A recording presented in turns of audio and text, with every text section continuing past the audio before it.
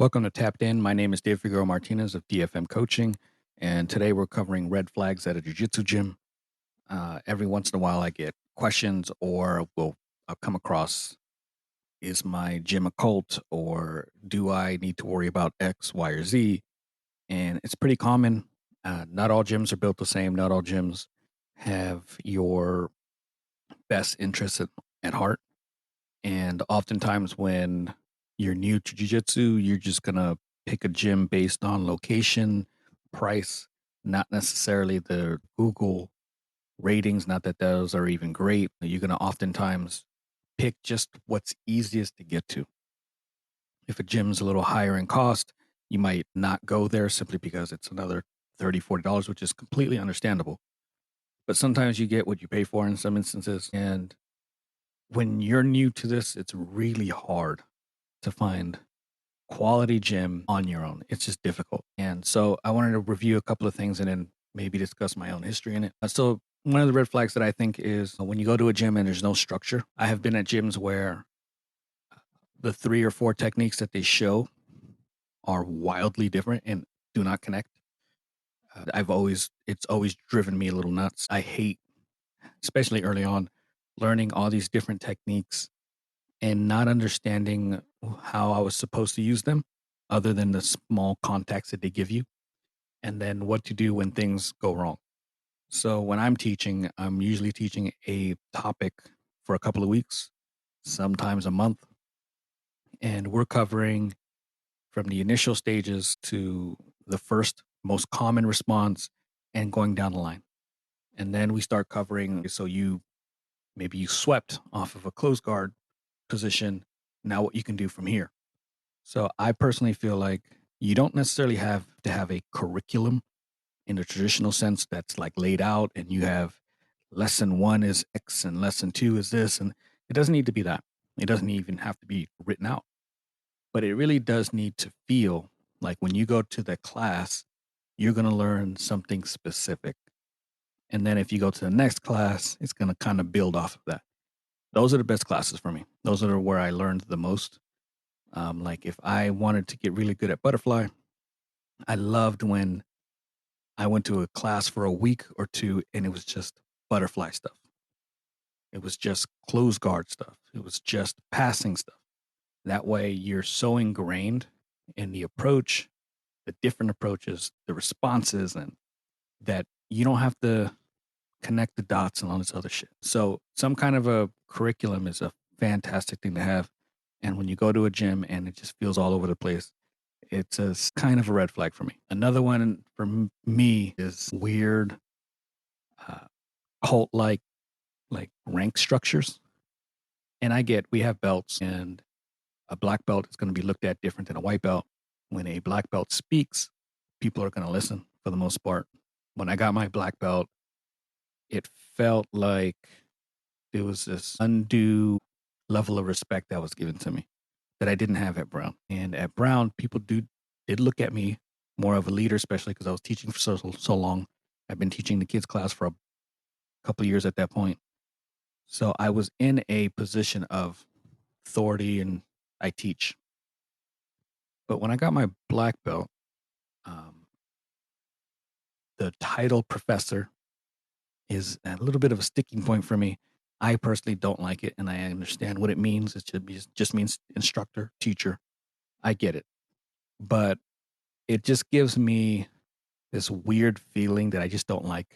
It separates you from everyone else in a way because in American culture, the professor is a higher esteem than instructor. It's not a teacher at a grade school. It's not a teacher at your basic teacher. It's like a step higher than that. And I think in American culture, when you hear that, it kind of rubs you a little bit. At least it does me. So I don't like being called professor. I would much rather be called coach. I know that in some gyms, uh, when you're rolling, if the black belt, if you're encroaching on the black belt, you're the one that needs to move. I don't see that as a harmful thing, but I can see how it can become something that is not intended. Because if I'm getting that privilege as the black belt, that everyone else moves for me, then where else in the gym can I make, or will people move out of the way from me that I may not even be aware of? So when I'm rolling, I understand the roles around me. I'm paying attention to all the roles, and I know that when I am in the wrong, or maybe I encroach somewhere where I shouldn't have, me and my partner will move. If I was in a position and I did not encroach on anyone, and someone else is encroaching on me and my partner, I have them move. I don't care what rank they are.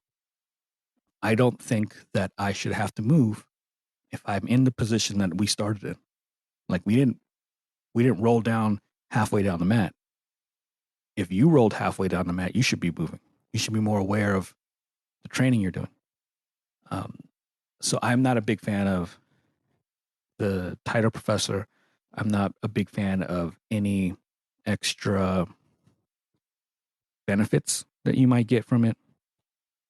I think that people kind of look at you differently. They ask different questions, more poignant questions, sometimes questions that don't revolve around jiu-jitsu, which is a little odd. Sometimes they're medical questions, which is, I don't know shit about shit. So it kind of gets a little weird. The other thing that I have encountered is blind loyalty. The idea that a gym expects you to operate a certain way, always keeping the gym at the forefront and maybe not yourself. I had issues where sometimes the things that I would post would get me in a little bit of trouble. I had moments where maybe I shouted out someone who doesn't train at the gym anymore. Sometimes I had opinions about things jiu-jitsu related that I personally like cross training. I've always been an advocate about cross training, and sometimes that got me in a little bit of hot water. And those loyalty benchmarks have always almost driven me away. They've always turned me off on the idea of training at a gym like that. It always rubs me the wrong way. My personal take is I should never have to verbalize any form of loyalty or what it means. I don't think I've ever asked a student to be loyal to me. I've never even complimented a student in saying that they were loyal to me. I haven't done any of those things. I don't think a healthy relationship requires that or needs it. And if you're in a healthy relationship, whether that's friendships, a love relationship, or even at a gym, none of those things should have to be said. None of those things should have to be reminded to you or pushed on you. If you're a person that comes in and you train like a good training partner, you're there regularly, you're helping people prepare for competitions, or you're answering questions and you're pointing things out, and you're just a great training partner, you're paying your dues and you're doing everything you're supposed to be. That is a great training partner, and that's loyalty. It should never be this weird benchmark. Oh, you're disloyal because you went to a seminar at another gym. You're disloyal because you went to a cross training event to go see some friends of yours, or you're disloyal because you posted something on social media. Like all that shit is dumb and a huge red flag for me. Another one for me is unsafe gym, in the sense of maybe they push the idea of toughening things out. And I get it. There's a level of jujitsu. It's a tough sport, tough art, and there's going to be times where you're going to have to gut things out. But if someone comes to you and it's like, yeah, I'm nursing this shoulder thing, and you're just like, just get out there, that feels wrong. Now, there are times when I have a student that's nursing an injury, and I'll tell them, why don't you just go with me? And we just play. We play very, depending on the injury, very light. Maybe we play in a way that I know I can protect them or protect that injury, but I'm getting them to move, and I'm getting them to have a little bit of fun. Because sometimes you don't trust everyone that's at the gym, and maybe you don't quite trust yourself. But if you go with a really capable instructor who understands body mechanics, and they understand you, and they can keep you in check, so you don't let the ego get it to you and then start rolling 100%. Sometimes that's a huge benefit, and that's a blessing, because you get to roll when normally maybe you didn't think you could. But the idea of thinking that tapping is a bad thing is weird to me, or failure is a weird thing to me. Both of those should be welcomed and celebrated. All it means is that I got. And if I got, let me tap a little early. Like there's no shame in tapping. There's no shame in failing. I want my students to fail. I want my students to fail regularly. I fail regularly. And I've said this before, when I get submitted by one of my students at the end of class after Q&A, I toss them my black belt in front of everyone. And it's a little bit of a nod. They did what they were supposed to do and they got me. And my point behind this is I want everyone to understand everyone is going to get got. And that's okay. We have to welcome it. We have to push ourselves to a point where we understand that tapping and failure is just part of the ingredients for something bigger later. So the idea that you shouldn't tap, or that idea that lower belts should never tap higher belts, that's also a massive red flag for me. So anyone who's ever been like, no, I never tapped to a blue belt, I never tapped to a purple belt, you haven't run into one yet, but they're just as deadly. In a position of their choosing that they put their soul into, they can get you. And it's fine. It's not a big deal. Anytime something like boundaries are not respected, there were times when, how do I put this? Sometimes I had a specific schedule. I like to train 3 to 4 times a week. I didn't like it doing anything more than that. I loved having a balance between jiu-jitsu and home life. If the wife was feeling okay and she wasn't bothered by me training, then I felt better when I trained. There were moments when I was competing or I was getting ready for something and I trained a bit more, or maybe I was off and I trained a bit more, but I never wanted to train so much that the home life suffered. So I had a boundary for me. And sometimes at the gym, I would be pushed. No, you got to train more. You got to do this more. You got to do that more. You got to teach more. And it would bother me because it felt like the instructor didn't quite understand what it was like to be a hobbyist with a spouse, a full-time job, teaching and training. And there were times when I'd feel like I was pulling my hair out because here I was doing everything that I could, training 3-4 times a week. And it was something I was proud of, but the boundary was kind of pushed and you need to train more.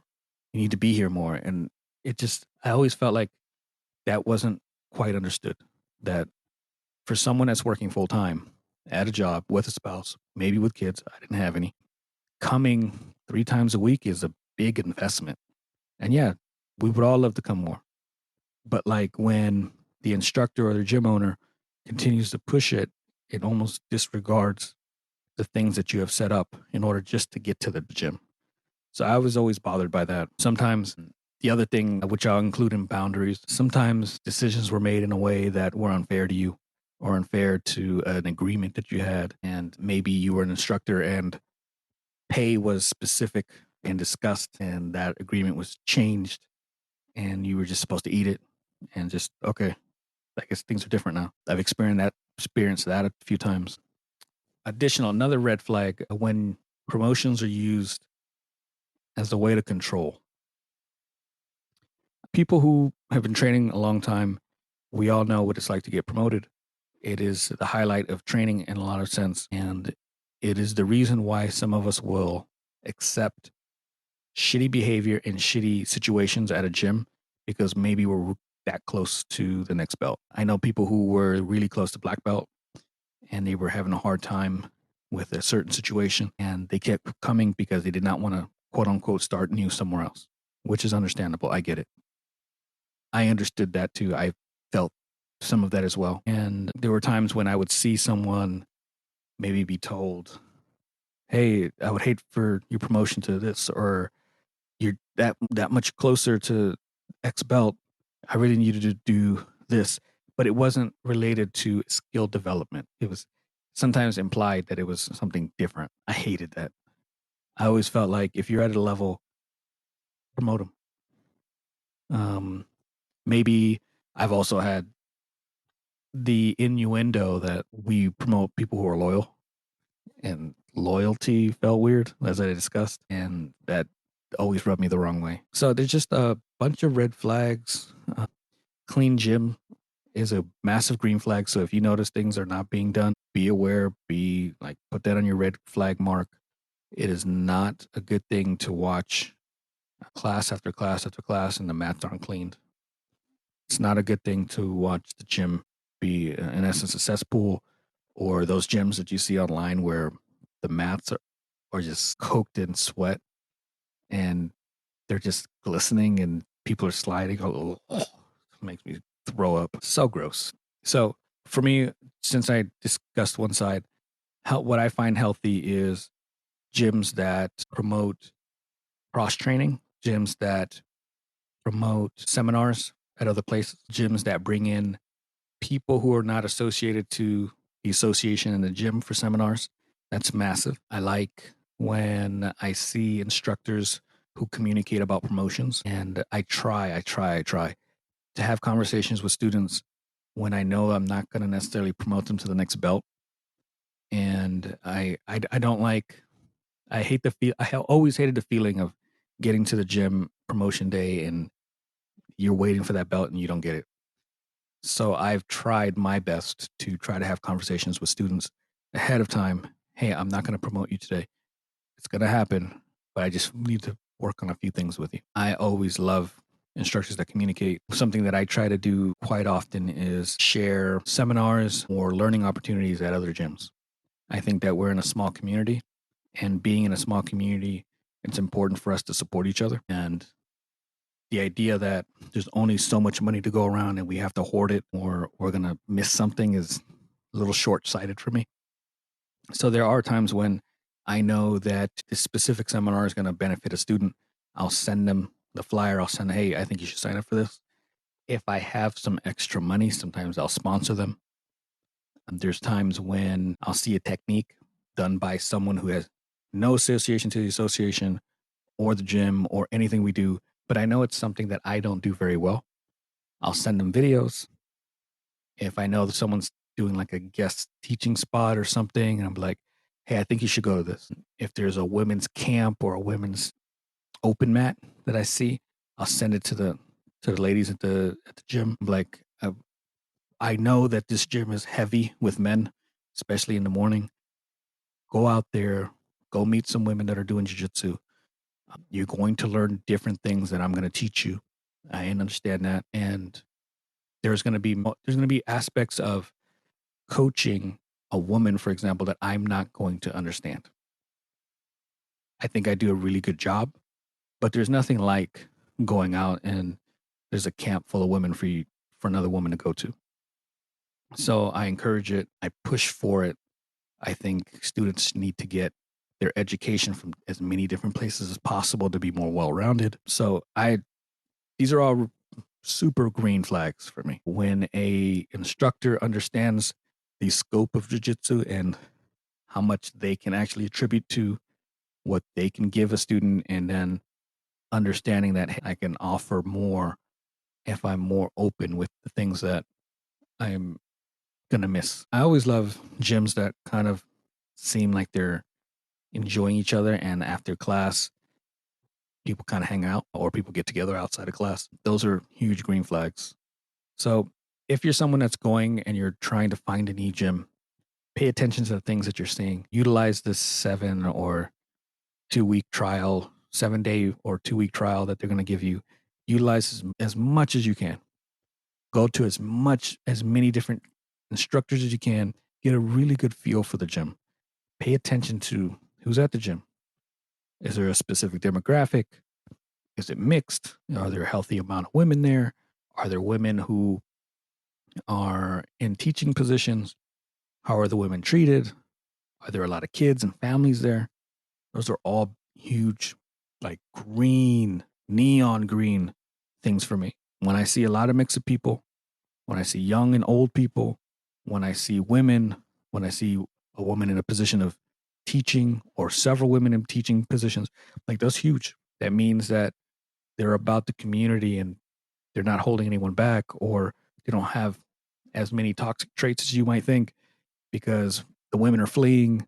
So there's a lot of things that go into whether a gym's good or bad. But if you're on that trial period, keep your eyes out open for any and everything. If you're a student that you're in that position and you have a question or two, or you need some feedback on a gym that you might be signing up with, or you're debating leaving a gym and you need a little bit of guidance, please hit me up, dfm.2099 or dfmcoaching.com. I'm always around for questions.